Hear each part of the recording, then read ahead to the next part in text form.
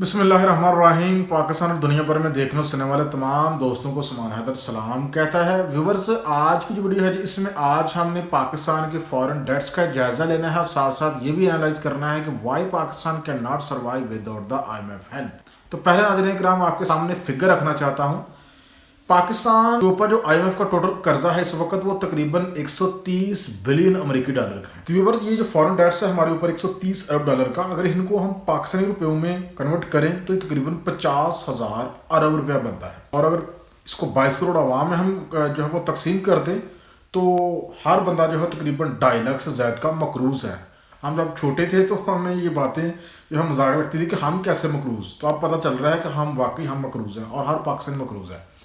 और जो कर्जा हमने वापस करना है ये हमने वापस करना है जी जहाँ से हमने लिया हुआ है IMF और जो दोस्त मालिक हैं जिनमें चीन, अमेरिका, सऊदी अरेबिया, दुबई वगैरह शामिल है। और 1958 को पाकिस्तान फर्स्ट टाइम IMF के पास किया। आज तक पाकिस्तान में कोई ऐसी हुकूमत नहीं है जो कि IMF के कर्जे के ऊपर इंसार नहीं कर रही।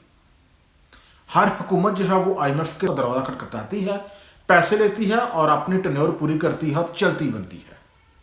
जब से पाकिस्तान बना तब से लेके आज तक यही सिलसिला चल रहा है। अब नाज़रीन इकराम, आप ये भी ध्यान में रखें कि कर्ज जो होते हैं हुकूमत के ऊपर वो दो किस्म के होते हैं। एक होते हैं फॉरेन डेट्स।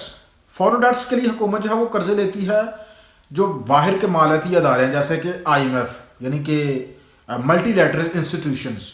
IMF हो गया, आपका वर्ल्ड बैंक हो गया, आपका एशियन डेवलपमेंट बैंक हो गया। बायलैटरली भी हुकूमत जो है वो कर्जे लेती है, जैसे कि दोस्त मालिक से आप कर्जे लेते हैं, Saudi Arabia, Kuwait, Dubai, America वगैरह या चीन वगैरह, इनसे जो कर्जे लेते हैं ये क्या होते हैं? Bilateral loans. और जो IMF और जो दीगर मालियाती इदारे इनसे जो कर्जे लेते हैं वो क्या होते हैं? Multilateral loans. और दूसरी किस्म नाज़रीन ये होती है कि हुकूमत जो है वो अपने मुल्क से ही जो कमर्शियल बैंक्स हैं या जो स्टेट बैंक है उससे कर्जे लेती है। अब इनके जो मकासद हैं ये आपके सामने रखता हूँ कर्जे लेने के। पहले आपको बताऊँ कि जो बाहर के अदारों से हुकूमत को कर्जे मिलते हैं वो मिलते हैं डॉलर की शक्ल में, और जो अंदरूनी मुल्क हुकूमत जो कर्जे लेती है उसको मिलते हैं रुपये की शक्ल में। अब जो डॉलर की शक्ल में कर्जे हुकूमत लेती है वो किस लिए लेती है? वो इसलिए लेती है कि आपका जो ट्रेड डेफिसिट है उसको किस तरह से पूरा करना है, और जो बाहर के मुल्कों से कर्जे लिए हुए हैं वो सूद समेत वो कर्जे फिर डॉलर की शक्ल में ही वापस करने हैं।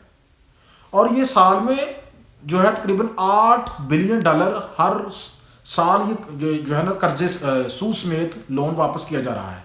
और ये किस तरह से किया जा रहा है कि ये IMF से ही कर्जे लिए जा रहे हैं और फिर वापस किया जा रहा है। और साथ साथ जो हमारा ट्रेड डेफिसिट है उसको पूरा किया जा रहा है। ट्रेड डेफिसिट क्या होता है ये भी क्वेश्चन आता है।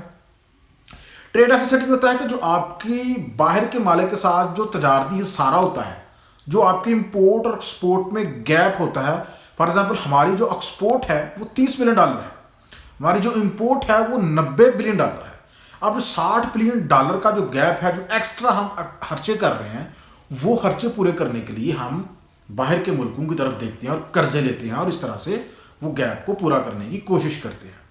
दूसरा, जो अंदरूनी मुल्क जो हुकूमत कर्जे लेती है कमर्शियल बैंक से, वो क्या करती है हुकूमत? वो हुकूमत ये करती है कि वो जो बजट हसारा होता है, क्योंकि हर साल आपको पता है जो हुकूमत बजट पेश करती है और जो एक्चुअल एक्सपेंडिचर्स होती हैं उसमें बहुत अच्छा खासा फर्क होता है। उस सारे को पूरा करने के लिए हुकूमत मकामी बैंकों से कर्जे लेती है और मकामी तौर पर जो है वो अपना सिलसिला चलाती है। इकराम, अब आते हैं हमारे बुनियादी सवाल की तरफ कि why Pakistan can't survive without the IMF। Pakistan IMF के बगैर क्यों नहीं रह सकता? तो नाज़रीन, उसका जो थोड़ा बैकग्राउंड है वो आपके सामने रखना चाहता हूँ कि 1947 को जब पाकिस्तान आज़ाद हुआ तो पाकिस्तानियों ने आमरीद का रास्ता चुना, हिंदुस्तानियों ने जमहूरियत का रास्ता चुना। उनकी जमहूरियत इतनी मजबूत हुई, ना तो वहाँ पे पॉलिटिकल इंस्टेबिलिटी हुई कभी, और ना ही वहाँ पे जो लड़ाइयाँ आजकल पाकिस्तान में हो रही हैं ये यहाँ पर होती हैं, जो फौजी टेक ओवर होते हैं और कभी तो सिविल अमरीत होती है, वो नहीं वहाँ पे होती। आप अंदाज़ा कर लें कि चाय बेचने वाला हिंदुस्तान का वज़ीर बन गया। आज वो हिंदुस्तान को कहाँ पे लेके गया, और हम आज भी जो है इक़्तिदार की कश्मकश में आपस में लड़ मर रहे हैं। और सबसे बड़ी जो रीज़न है कि हम अपनी पॉलिसियाँ इस तरह से नहीं शेप कर सके कि बाहर के लोग यहाँ पे आके कारखाने लगाएं, यहाँ का टैक्सेशन सिस्टम इस तरह का हो कि लोग टैक्स दें, हुकूमत को कर्ज की तरफ जाने की ज़रूरत ही ना पड़े। लेकिन यहाँ पे माशाल्लाह से टैक्स लेने वाले हैं वो भी करप्ट और जो देने वाले हैं वो भी बहुत कम है। आप 22 करोड़ आवाम में सिर्फ तकरीबन 20 लाख के करीब एक्टिव टैक्स पे टैक्स दे रहे हैं, बाकी लोग टैक्स कम दे रहे हैं।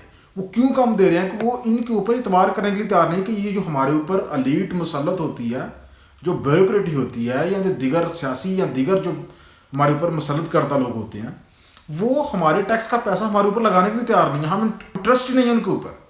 तो इस वजह से जो टैक्स है वो देने का कल्चर हमारे यहाँ पर नहीं है। दूसरा, यहाँ पे अनइक्वलिटी, यहाँ पे जो मुकम्मल तौर पे जो फेलियर होने का जो बर्डन है वो गरीब आवाम के ऊपर किस तरह से डाला जाता है कि आप अंदाज़ा लगा लें कि यहाँ पे जो लैंडलॉर्ड हैं, जो जागीरदार हैं बड़े बड़े, वो सालाना तकरीबन 10 अरब रुपया कमाते हैं और टैक्स लेती है गवर्नमेंट उनसे 3 अरब रुपया। और जो गरीब है, जो आम आदमी है, वो जो कंज्यूम करता है नाज़रीन कराम आटा और घी, उसके ऊपर गवर्नमेंट सेल टैक्स की मद में तकरीबन 110 अरब टैक्स इकट्ठा करती है। तो तरजीहात आप देख लें गवर्नमेंट की, ऐसा क्यों है? ऐसा इसलिए है कि जो टैक्स इकट्ठा करने वाले हैं वो खुद जागीरदार है, वो खुद ही नहीं चाहते कि उनके ऊपर टैक्स लगाया जाए। तो बात कर रहे थे कि हिंदुस्तान ने तरक्की वाला रास्ता चुना और हमने जो है सियासी अदम इस्तेहकाम वाला रास्ता चुना। और बेसिक वजह यही है कि सियासी अदम इस्तेहकाम ना होने की वजह से यहाँ पे प्रोडक्शन प्लांट नहीं लगे, आमदनी बढ़ाने के यहाँ पे फैक्ट्री नहीं लगी, बाहर के इन्वेस्टमेंट कम है, यहाँ पे डॉलर नहीं आ रहे, चीज़ें नहीं बढ़ रही, हमें मजबूरन चीज़ें बाहर से इंपोर्ट करनी पड़ती हैं। तो नंबर पर आप ये भी ज़हन में रखेंगे जो हमारे एक्सपेंडिचर्स हैं वो भी जो हमारे आमदनी है उससे कई गुना ज़्यादा है। और जो हमारी शाफिया को जो मराद और प्रिविलेज हासिल हैं वो इसके अलावा हैं। वो फिर किसी दिन मैं इसके ऊपर एक ज़बरदस्त वीडियो बनाऊंगा जो हमारी शाफिया को मराद हासिल है। लेकिन एक मुकम्मल तौर पे आपको बता दूं कि सालाना जो हमारी शाफिया है तकरीबन 2% है, इसको 2000 अरब का रिलीफ दिया जाता है स्टेट की जानब से।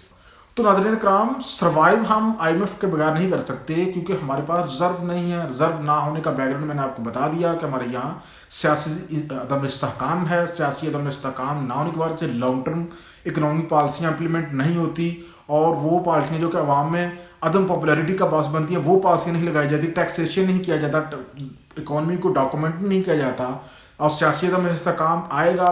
पॉलिटिकल गवर्नमेंट जो है वो लंबे अरसे के लिए आएंगी तो फिर यहाँ पे जो बाहर के इन्वेस्टर्स हैं उनका भी यहाँ पे इतमाद बढ़ेगा और फिर वो यहाँ पे मैन्युफैक्चरिंग करेंगे, चीज़ों की प्लांट्स लगाएंगे, डॉलर लेके आएंगे, हमारी ज़्यादा चीज़ें यहाँ पे पैदा होंगी और वो जो चीज़ें हैं हम ज़्यादा एक्सपोर्ट कर सकेंगे। तो हमारा जो ट्रेड डेफिसिट है वो ख़त्म होगा और नतीजे में क्या होगा, हमें IMF की तरफ नहीं जाना पड़ेगा। ये वो बुनियादी वजूहात हैं जिस वजूहात की बुनियाद पे हमें बार बार जो है वो IMF के आगे हाथ फैलाने पड़ते हैं। वीडियो नाज़रीन कराम अगर अच्छी लगे तो लाजमी लाइक करें, चैनल को सब्सक्राइब करें।